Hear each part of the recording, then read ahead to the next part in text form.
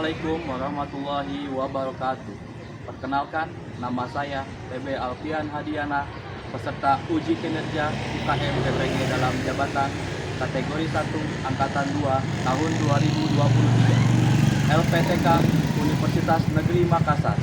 Nomor peserta PPG 2015 0384 7580. Nomor pokok mahasiswa 2390 5949 5065. Pada kesempatan kali ini saya akan menampilkan video pembelajaran yang dilaksanakan pada kelas 12 IPS 1 di SMA Negeri 8 Kota Serang.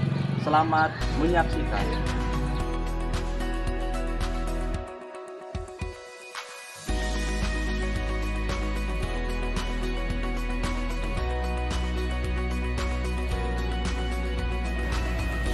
Assalamualaikum warahmatullahi wabarakatuh. Waalaikumsalam warahmatullahi wabarakatuh.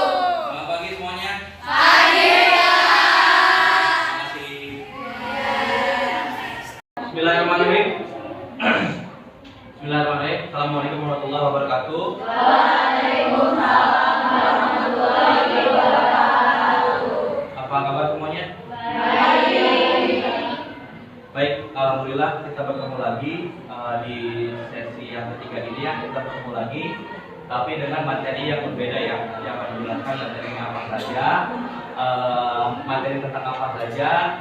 Mudah-mudahan teman-teman semua bisa memahami materi nanti yang akan saya sampaikan. Sebelumnya,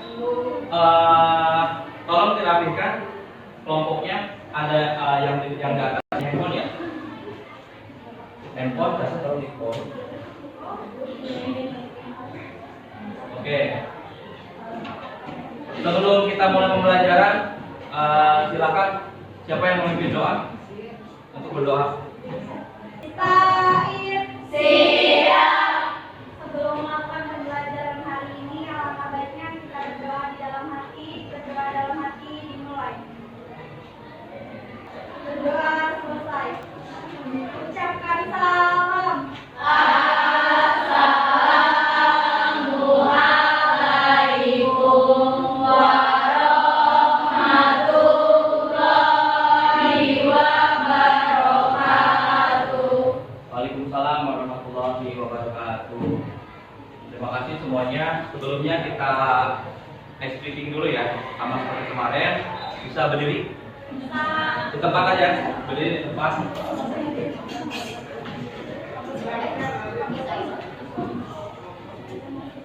Ya, baik. Clue-nya kita ice breaking dulu, sama seperti kemarin. Kemarin apa kita clue-nya? Ikutin kata apa yang Bapak ucapkan. Oke? Siap ya?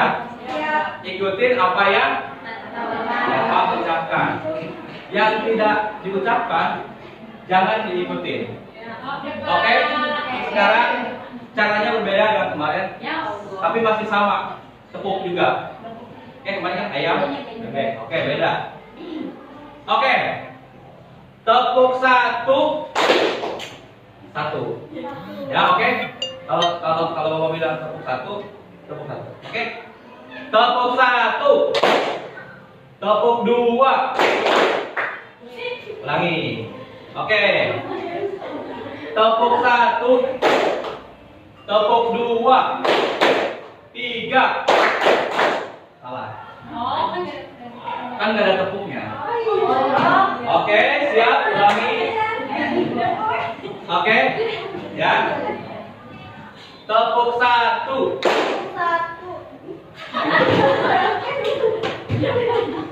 Oke, ulangi ya. Tepuk satu, dua.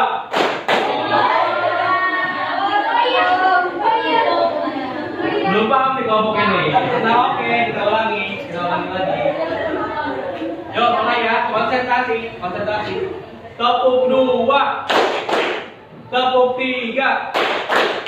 Tepuk satu. Dua. Masih ada yang kita ngerti? Oh, oke. Ulangi lagi saya ya, supaya lancar. Tepuk satu. 2.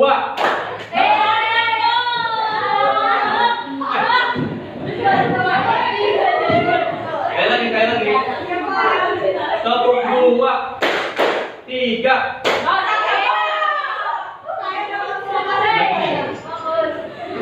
Oke, konsentrasi sekali lagi ya. Gak apa-apa. Tepuk 3. Tepuk 2. Tepuk 1. Tepuk 2. 1. Tepuk ya, tepuk tangan untuk semuanya.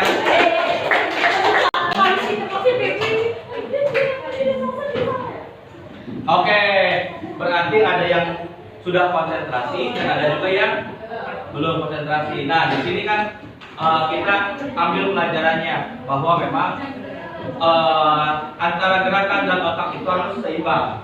Ya, apa yang kita dengar dan apa yang kita lakukan itu harus benar-benar sama, seimbang. Kayak tadi saya bilang tepuk 1, bilang 1. Tapi kalau bilang 2, berarti nggak ada tepuknya kan? Nggak harus teman-teman tepuk. Oke? Kita absen dulu.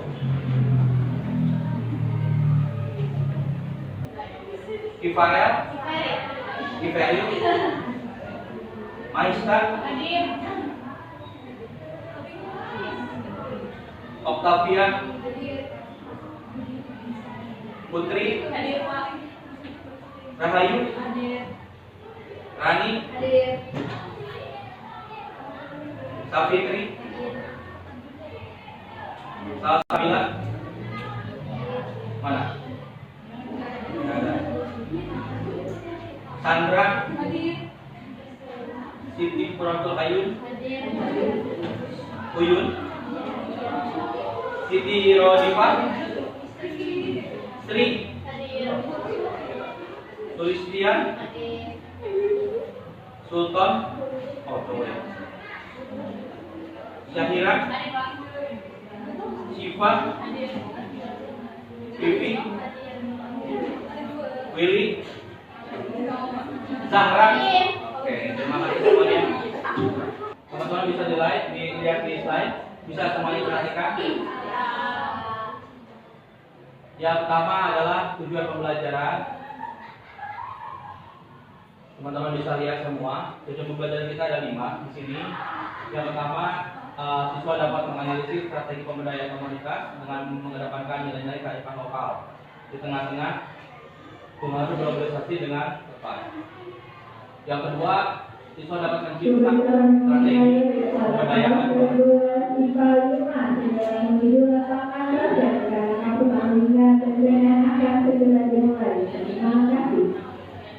Yang kedua, siswa dapat mencipta strategi pemberdayaan komunitas dengan mengedepankan nilai-nilai kearifan lokal di tengah-tengah pengaruh globalisasi dengan benar. Yang ketiga, siswa dapat mengidentifikasi aksi pemberdayaan komunitas. Yang keempat, siswa dapat merancang aksi pemberdayaan komunitas.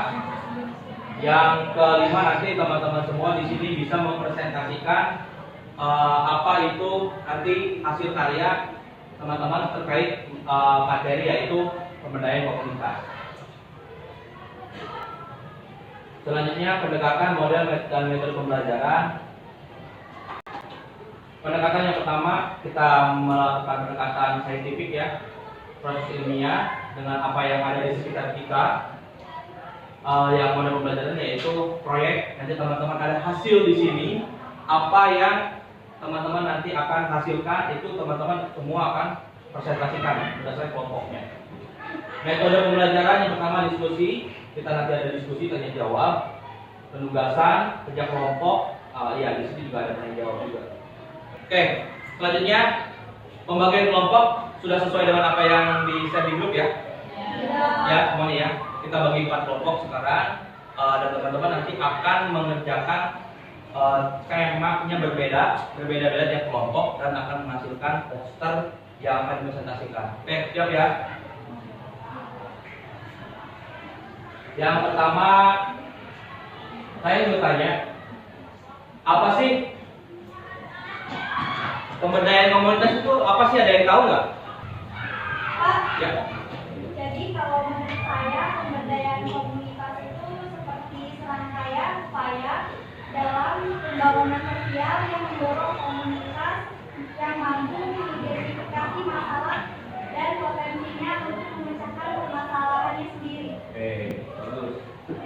Ya, jadi kita bisa lihat di depan apa sih itu pemberdayaan komunitas. Sebetulnya materi ini berkesinambungan dengan materi yang kemarin sudah dikampaikan, yaitu tentang kearifan lokal. Ini juga ada pemberdayaan komunitas berbasis kearifan lokal ya. Nah, sekarang kita bisa nonton video dulu ya. Kita lihat video dulu.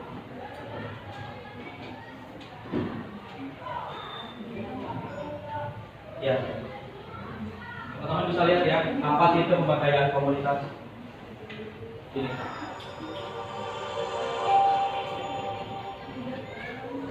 Assalamualaikum warahmatullahi wabarakatuh. Bertemu lagi dengan saya, Ratih Mandalawangi, guru sosiologi di SMA Doa Bangsa. Pada kesempatan kali ini, kita akan mempelajari tentang pemberdayaan komunitas, meliputi hakikat pemberdayaan komunitas, unsur-unsur pemberdayaan, tujuan, serta proses pemberdayaan komunitas. Mari kita simak. Mengapa sih komunitas itu harus diberdayakan?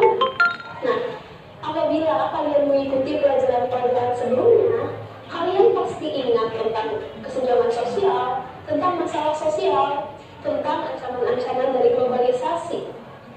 Komunitas lokal atau masyarakat lokal itu merupakan kelompok yang disadvantaged atau kelompok yang dirugikan, sehingga di banyak kesempatan masyarakat lokal itu mereka termarginalisasi. Begitu. Untuk memahami marginalisasi, kita harus paham bahwa setiap masyarakat, setiap komunitas itu pasti memiliki wants atau keinginan. Ingin apa? Ingin sejahtera, ingin makmur, dan ingin melanjutkan kehidupan dengan baik. Nah, itu ya. Kenapa kita harus memberdayakan komunitas? Jawabannya adalah karena di berbagai kesempatan dan di berbagai bidang kehidupan, komunitas menjadi kelompok yang dirugikan dan termarginalkan. Maka komunitas itu, ketika kita berbicara tentang pemberdayaannya, kita berbicara tentang tiga: kemakmuran, wealth, kekuasaan, power, dan kapasitas atau kemampuan dari komunitas lokal itu untuk mengubah kondisi mereka dan untuk membangun kehidupan mereka dari dalam. Jadi teman-teman semua di sini ada nggak di sekitar rumahnya itu yang masih mempertahankan komunitas lokalnya yang ada di Kota Serang lah khususnya, ada nggak? Tradisi-tradisi yang masih dipertahankan sampai dengan sekarang, masih hampir semuanya ya, kecuali mungkin yang rumahnya di komplek. Ada. Kalau yang di kampungan ya, mungkin masih kayak majelis taklim, masih ada kan seperti itu kan? Ada semuanya di sini ya.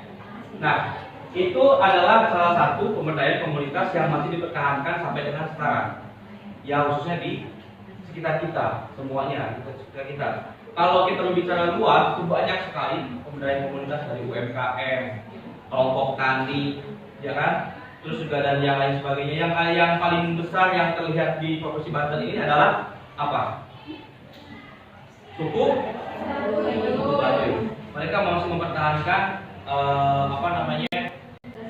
tradisi mereka, masih mempertahankan kebiasaan mereka tanpa adanya campur tangan dari luar. Ya, apalagi di Baduy luar, Baduy dalam. Kalau Baduy luar kan masih bisa lah ada handphone. Kalau udah masuk Baduy luar kan itu Baduy dalam kan nggak boleh bawa elektronik, sabun, odol buat kita alat mandi, nggak boleh semuanya di sana. Yang itu bisa nanti kalau kita ketahuan bisa namanya ada hukum adat di sana. Atau hukum adat seperti apa? Berarti kita harus menaati peraturan yang ada di sana kalau teman-teman masuk ke sana. Next ya.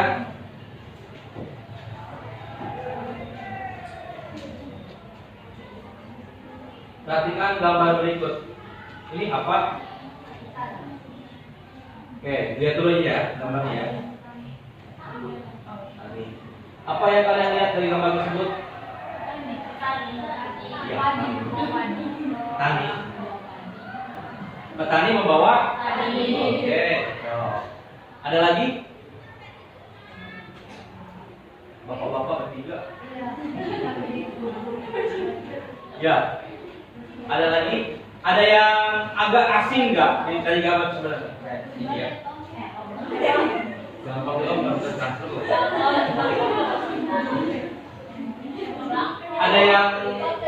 Ada yang terlihat agak beda nggak? Ya.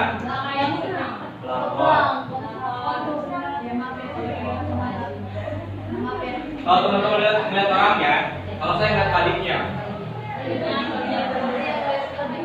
Sekarang sudah jarang para petani itu menyemai padi dengan ani-ani. Iya, ani. Ini kan bisa dilihat. Kan kalau sekarang kan sistemnya kan di apa bahasa sekarang itu? Iya, digebot, ya kan?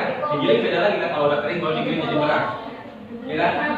Kalau udah panen digebot, namanya di sana jadi beras. Kalau ini kan beda.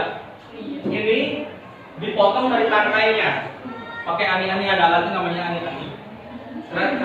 Nanti baru dibungkus atau dililit. Jadilah seperti ini.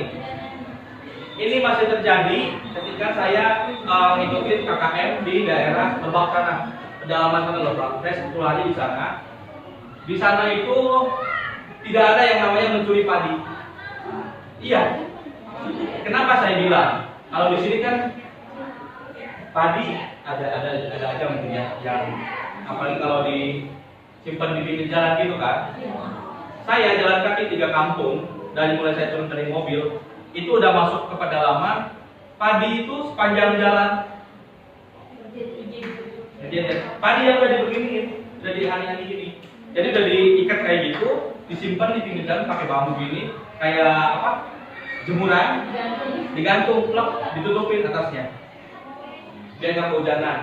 Di situ tuh nanti panas matahari bisa masuk, hujan bisa teduh kan, di situ kan. Itu dan itu hebatnya nggak ada yang nyuri. Itu saya pengalaman dulu pas kuliah kan. Sepanjang jalan itu, sepanjang jalan. Nah, itu mereka di sana masih mempertahankan kearifan lokal dan pemberdayaan komunitas. Komunitas mereka ya itu seperti itu. Karena apa? Mereka itu ada yang tahu namanya leuit? Leuit? Ada yang tahu leuit? Nggak tahu, nggak ada gambarnya saya. Leuit itu adalah bangunan atau rumah yang terbuat dari kayu, bilik atau bilik, bilik, leuit kan? Itu untuk menyimpan beras. Padi, maaf, untuk menyimpan padi. Makanya padi yang disimpan di leuit itu bentuknya bukan yang di karung-karung gitu, seperti ini. Bukan itu disimpan di bawah, simpan aja gitu. Dan hebatnya itu bisa bertahan sampai 100 tahun. Bisa sampai 100 tahun. Kita masuk ke materi. Apa sih pemberdayaan komunitas? Bisa teman-teman perhatikan ya. Pemberdayaan komunitas merupakan serangkaian upaya dalam pembangunan sosial yang mendorong komunitas agar mampu mengidentifikasi masalah dan potensinya untuk mengerjakan permasalahannya sendiri. Ya, jadi banyak sekali komunitas-komunitas lokal yang tidak bisa berkembang karena tidak tahu potensinya seperti apa. Makanya dibentuklah pemberdayaan komunitas. Ya, kalau contoh kelompok tani, tadi petani ya, kelompok ada kan namanya kelompok tani. Ya, petani kalau berdiri sendiri dia nggak bakal bisa. Kenapa nggak bakal bisa? Mulai dari dia pupuk, mulai dari menggarap sawahnya, itu kan masih membutuhkan orang lain. Kalau dia nyari orang lain tanpa ada komunitas itu nggak bakal bisa.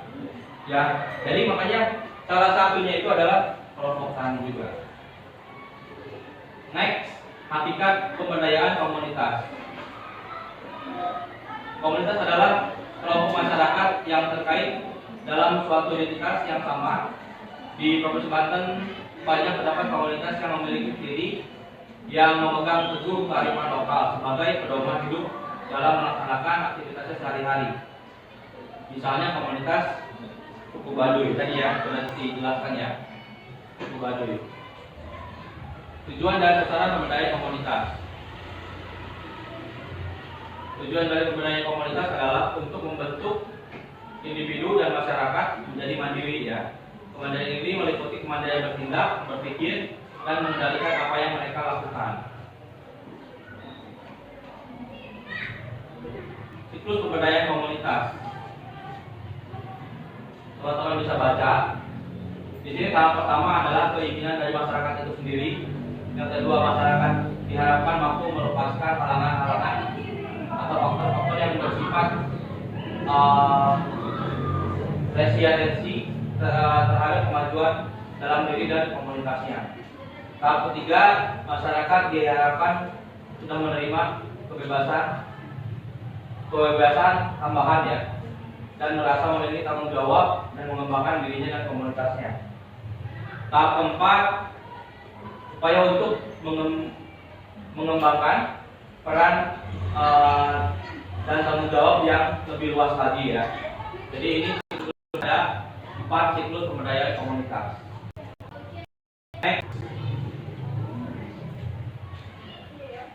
Masih lanjut siklusnya, teman-teman bisa baca sendiri di sini ada tahap kelima yaitu peningkatan rasa memiliki. Yang keenam itu telah terjadi perubahan perilaku. Yang ketujuh yaitu masyarakat sudah berhasil memberdayakan dirinya sendiri. Nah, jadi siklusnya itu mulai dari tadi di awal itu sampai dengan siklus yang ketujuh ini masyarakat bisa menghasilkan atau berhasil untuk mengembangkan dirinya sendirinya, itu adalah siklus pemberdayaan komunitas. Faktor-faktor yang mempengaruhi pemberdayaan komunitas bisa teman-teman baca sendiri. Di sini adanya kesediaan suatu komunitas untuk menerima pemberdayaan bergantung pada situasi yang dihadapi. Terusnya adanya pemikiran. Yang ketiga adanya ketergantungan. Ketergantungan adalah budaya. Dengan adanya masyarakat sudah terbiasa dalam hierarki birokrasi dan kontrol manajemen yang tegas. Yang selanjutnya dorongan dari para pemimpin tiap komunitas. Nah, tanpa adanya pemimpin dari komunitas ini, komunitas nggak bakal berjalan ya. Yang selanjutnya adalah adanya batas pemberdayaan. Nah, sekarang teman-teman semua sudah duduk berdasarkan kelompok. Ini ada bahan ajar yang akan dibagikan ke setiap kelompok. Nanti teman-teman mengerjakan siapa handphonenya yang ada aplikasi Canva-nya. Nanti teman-teman di sini mengerjakan sesuai dengan apa yang sudah dipaparkan temanya di sini. Di depannya nanti akan di-share. Ini bahan ajarnya di kelompok 1. Ya, kelompok 2.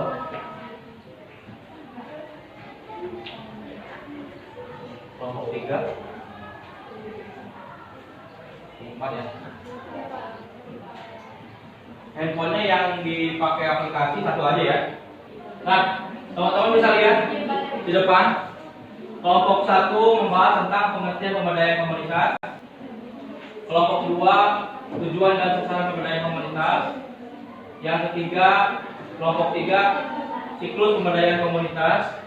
Kelompok 4 faktor-faktor yang mempengaruhi pemberdayaan komunitas. Oke, semuanya sudah siap ya? Kanvanya sudah dibuka? Ya, jadi teman-teman mengerjakan poster. Yang poster, ini contohnya udah ada. Format posternya bebas. Ini contoh poster yang sudah ada. Jangan lupa dikasih tema, nama kelompok dan kelas. Ya, nama-nama di kelompok, nama-nama yang ada di kelompok siapa saja dicantumkan di posternya. Ya, bisa lihat teman-teman di sini. Poster sudah ada di sini contohnya. Silakan buka aplikasi Canva-nya. Silakan mengerjakan posternya sesuai dengan tema yang sudah disampaikan ya. Saya beri waktu 20 menit ya. 20 menit untuk mengerjakannya dimulai dari sekarang. Silakan.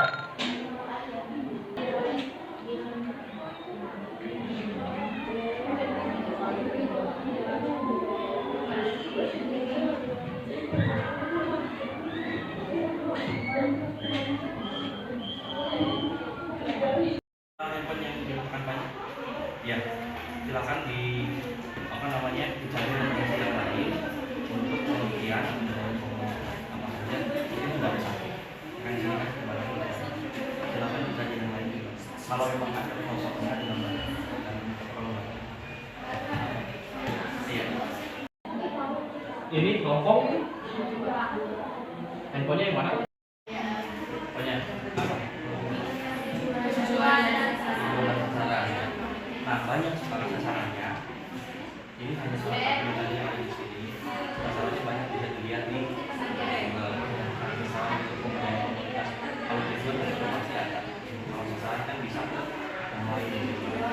Ya, bisa juga dicantumkan foto yang ada sasarannya. Sebenarnya foto tadi kelompokan itu apa? Kalau yang tidak ada, tidak apa-apa. Oke. Full senyum.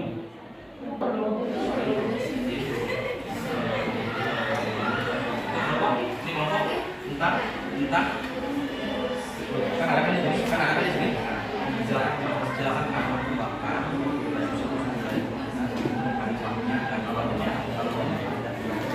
Hasil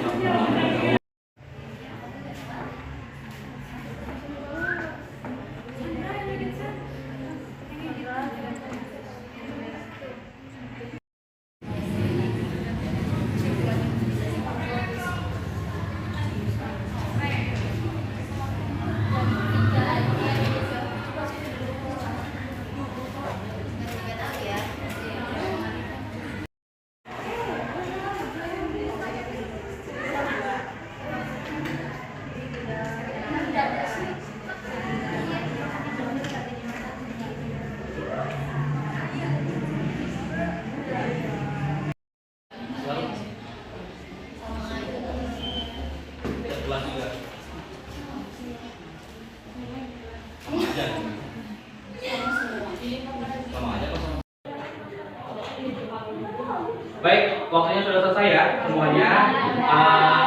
Hasilnya bisa dikirim ke grup, nanti akan dipresentasikan ke kelompok masing-masing ya. Oke, sudah dikirim di grup semuanya? Ya. Baik, silakan presentasi kelompok yang mengerjakan tentang faktor-faktor yang mempengaruhi pemberdayaan komunitas. Perwakilan, nggak apa-apa, silakan. Nanti ada tanya jawab ya. Di bawahnya handphonenya nggak apa-apa. Waalaikumsalam warahmatullahi wabarakatuh. Saya di sini akan mempresentasikan hasil kerja kelompok kami. Faktor-faktor yang mempengaruhi pemberdayaan komunitas. 1. Kesediaan suatu komunitas untuk menerima pemberdayaan bergantung pada situasi yang dihadapi. 2. Adanya pemikiran bahwa pemberdayaan tidak untuk semua orang dan adanya persepsi dari pemegang kekuasaan dalam komunitas tersebut bahwa pemberdayaan dari pembiayaan maupun makhluk. 10. Untuk membantu parti yang lebih memahami materi tentang hal yang sama dan pemberdayaan komunitas. Sekian dari penjelasan saya. Wassalamualaikum warahmatullahi wabarakatuh. Waalaikumsalam warahmatullahi wabarakatuh.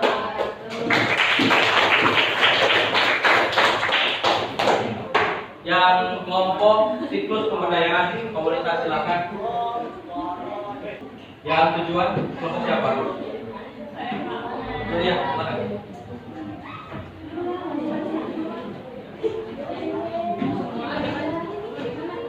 Assalamualaikum warahmatullahi wabarakatuh. Waalaikumsalam warahmatullahi wabarakatuh. Saya dari kelompok 2 akan menjelaskan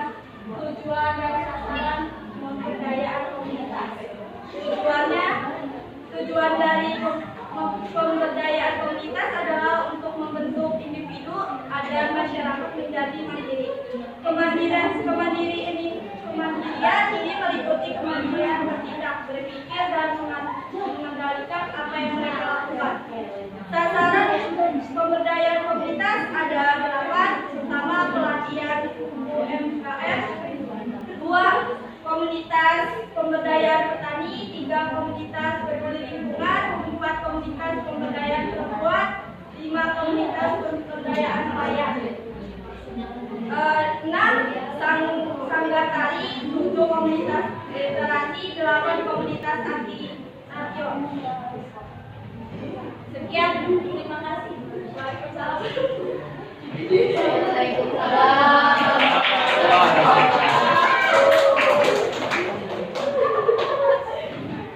Ya, baik.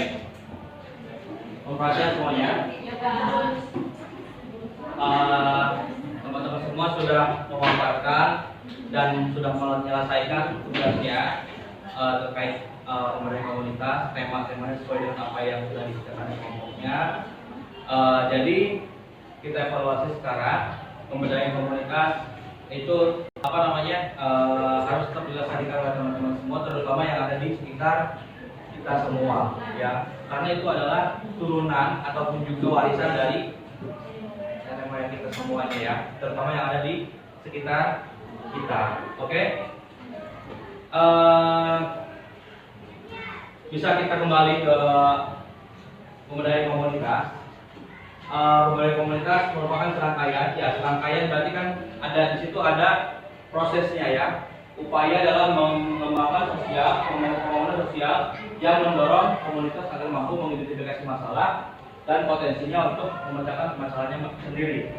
Jadi tanpa adanya komunitas ini, tanpa adanya pemberdayaan komunitas, apapun yang dilaksanakan di masyarakat itu tidak akan berjalan maksimal, walaupun memang bisa berjalan tapi tidak akan maksimal. Karena di situ mereka tidak akan tahu apa yang ada di potensi pada dirinya sendiri tanpa ada sharing ataupun juga berkomunikasi dengan orang lain. Makanya dibentuklah suatu komunitas, gitu ya. Makanya disebut pemberdayaan komunitas yang diberdayakan. Ya. Selanjutnya silakan kelompok 1 untuk menyimpulkan.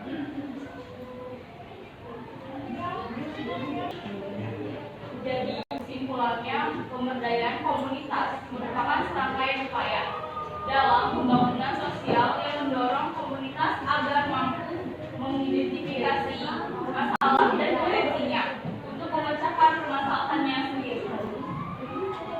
Oke, baik, terima kasih untuk kelompok 1 terkait menyimpulkan ya tentang pemberdayaan komunitas. Selanjutnya teman-teman semua, untuk penilaian nanti akan ada penilaian yang akan dikirim di grup melalui grup form ya seperti biasa, dan teman-teman diharapkan untuk mengisinya karena yang kemarin-kemarin itu diminta oleh Pak Haji juga ya untuk priori teman-teman semua. Baik, dan jangan lupa untuk pertemuan selanjutnya itu langsung dengan guru pelajaran masing-masing dengan materi yang akan disampaikan oleh guru tersebut. Ya, baik, terima kasih untuk pertemuan sekarang. Saya akhiri dengan membaca billahi taufiq wal hidayah. Wassalamualaikum warahmatullahi wabarakatuh. Waalaikumsalam warahmatullahi wabarakatuh.